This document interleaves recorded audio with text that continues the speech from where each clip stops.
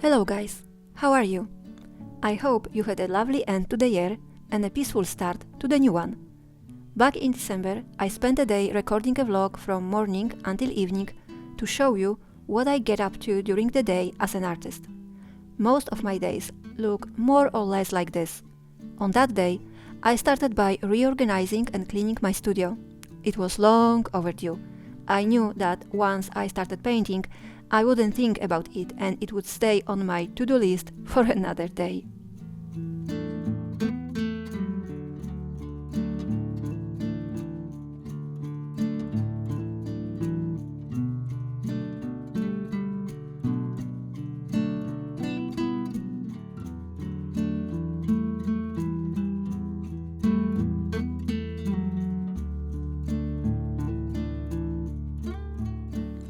Once the cleaning was finished, I rewarded myself with the morning coffee.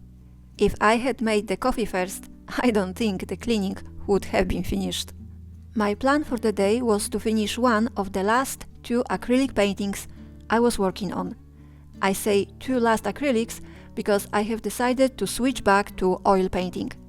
There is nothing wrong with acrylics, but every artist has their own preferences. I thought I would try acrylics because they dry faster than oils, which is true, but I found that I needed to use multiple layers to achieve the same effect as with oils. When I paint with oils, I usually use a maximum of 2 layers. This is only when I have lots of small details. Sometimes I'm able to finish a painting in one sitting, a technique called alla prima. It's an Italian term meaning at first attempt. Another thing I didn't like about acrylics was how the colors changed slightly once they had dried. This was particularly noticeable with dark colors. Ultimately, it all comes down to individual preferences. Some artists prefer acrylics, some oils, and some use both. Personally, I prefer oils, but I still use acrylics for underpainting. Underpainting involves spreading a thin layer of paint over the entire canvas before starting to paint. I started with the painting I called Touch. As you may know, my art is inspired by people and animals. My favorite theme is the connection between people and their animals. This painting was about 40% complete. The remaining 60% consisted of the horse's eye and coat details. I won't deny that adding those details was time-consuming. I didn't work alone. My sweet assistants helped me as much as they could.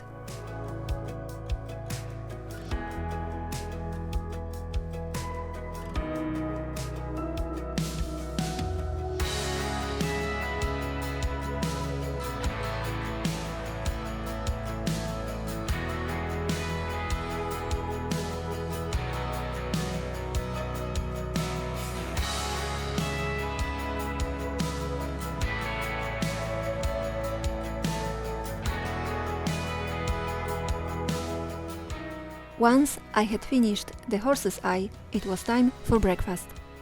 My diet is still quite simple and boring, but at least I'm not in pain. This morning I had rice porridge made with unsweetened soy milk and sugar-free jam for breakfast.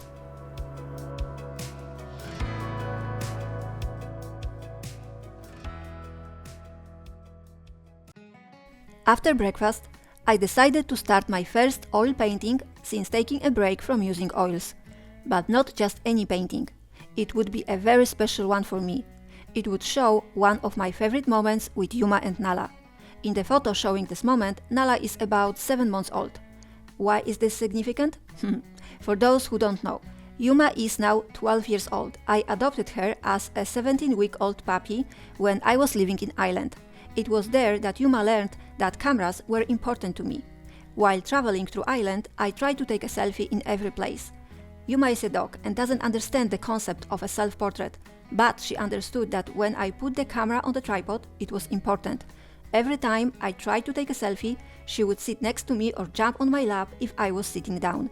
She wanted to be a part of something important to me, so taking a selfie with Yuma was never a problem. Nala is completely different. She is also 7 years younger than Yuma. When I took the girls for a walk or to the forest, young Nala was never interested in staying with Yuma and me for 30 seconds so that I could take a photo of 3 of us. Until that day, that is. I did not actually expect Nala to come to us. It was a nice surprise. As this painting was just for me, I decided to use it in the experiment. This experiment is called locking the values.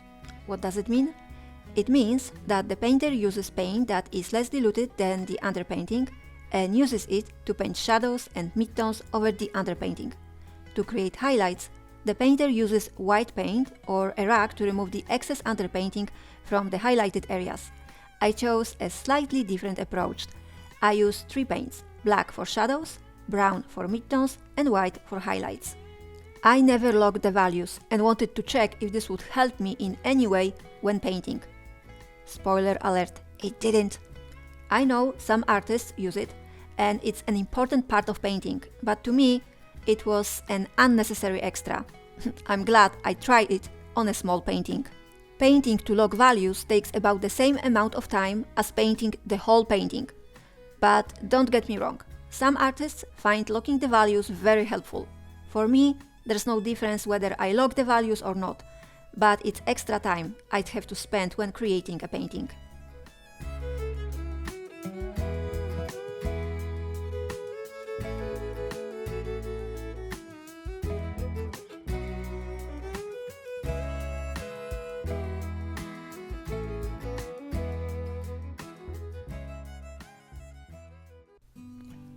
At around 9 o'clock, I took the girls out for a short walk.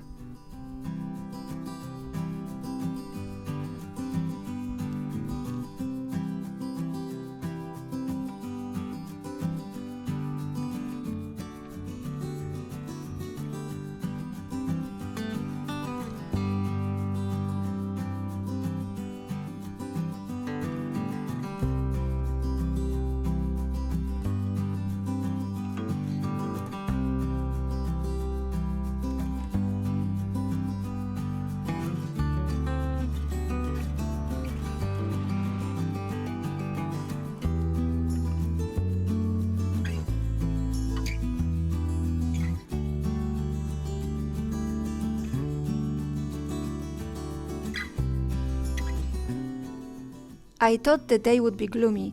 This was during the walk, but the moment we got back home, the sun came up.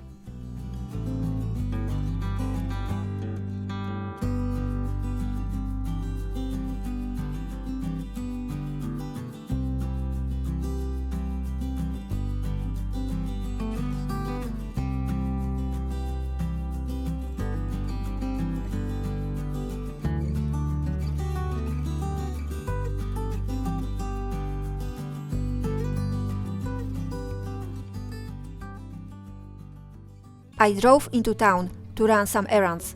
On the way back, I stopped to see the Christmas decorations in the town square.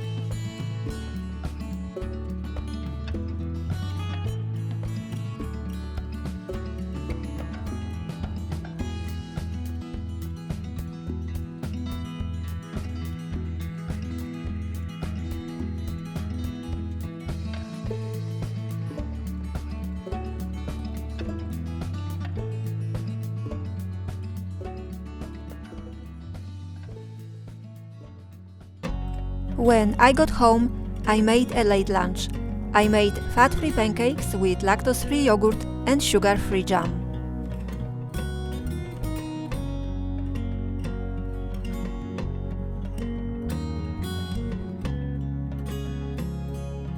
Winter days are short.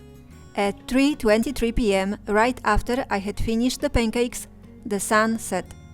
I made a soy latte and returned to my studio to resume my work.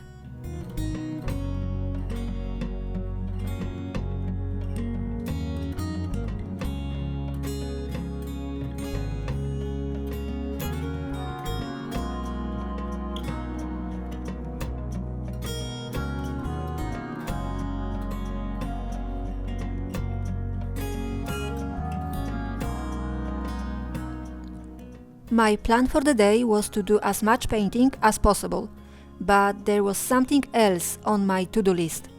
I had 2 paintings ready for varnishing. I had never had any problems varnishing oil paintings. However, varnishing acrylics turned out to be very stressful. Varnishing acrylics has to be done very quickly, otherwise it can ruin the painting. Some artists skip varnishing all paintings, but I wouldn't even consider leaving an acrylic painting unvarnished. In my opinion, acrylics need protection from varnish. Otherwise, the painting can quickly lose its proper look. Dust that settles on the painting can embed itself in the acrylics over time, but varnish can help prevent this and make cleaning easier.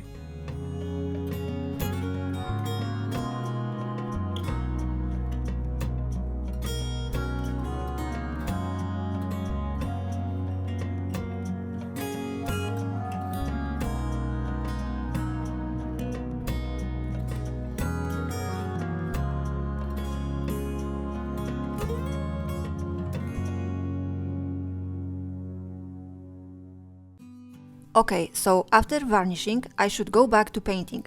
But this is something that many artists have to deal with every day. When creative inspiration strikes, you have to act on it, otherwise you might lose the idea. So before I got back to my unfinished paintings, I started a new one. Even before I started sketching on the canvas, I knew what I was going to call this painting: Icelandic horses.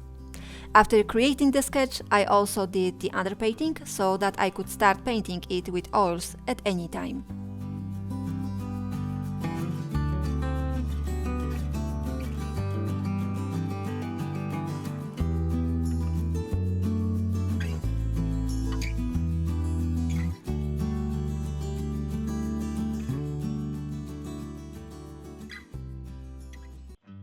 The next step was to start work on the painting called Sargas. This is the name I gave to the horse in the painting. I had finished the background, but there was still work to be done on the horse. As it was an acrylic painting, I had to wait for each layer of paint to dry before adding more details. On that day, I therefore focused on the horse's head.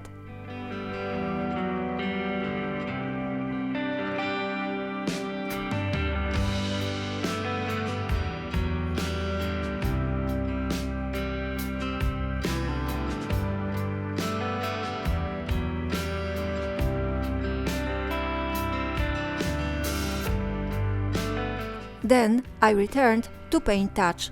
The last element I had to paint was the horse's coat details. This required 2 steps. First, I had to refine the coat using light and shadow.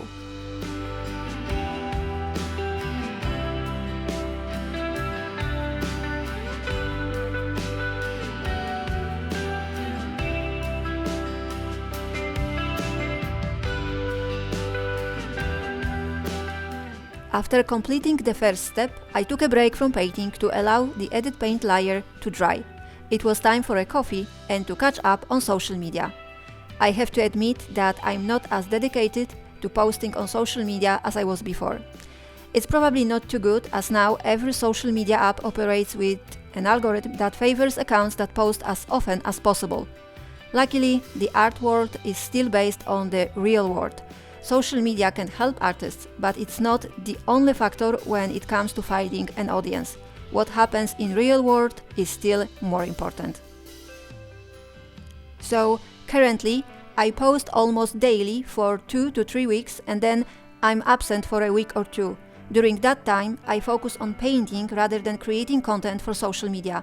I'm trying to change this to a more balanced approach, such as posting every other day, but so far without success. Once I had finished posting on social media, it was time to take my girls for another walk.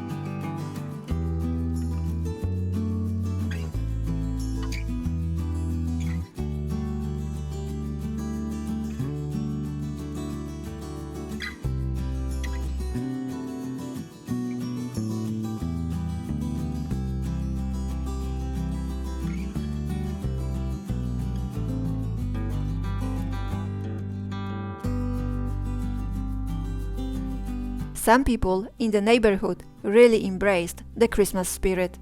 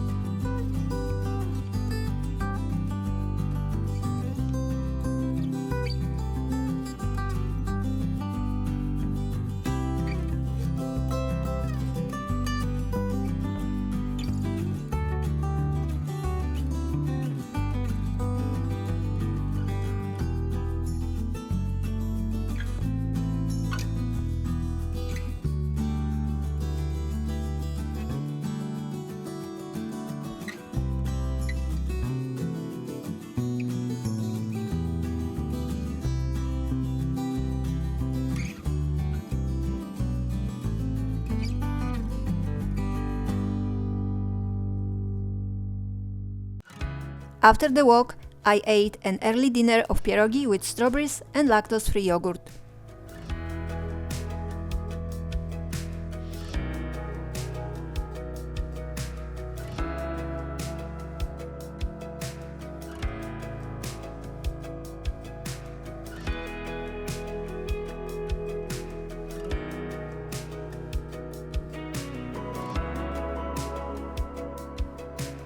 Finally, it was time to finish touch.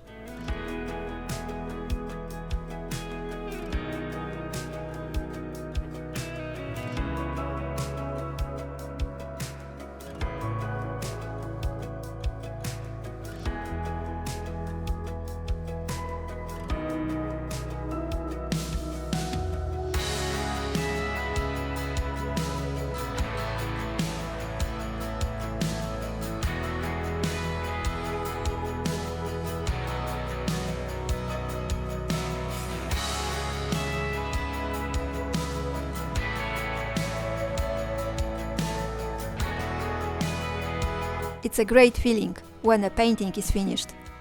I will varnish it in 2 to 3 weeks.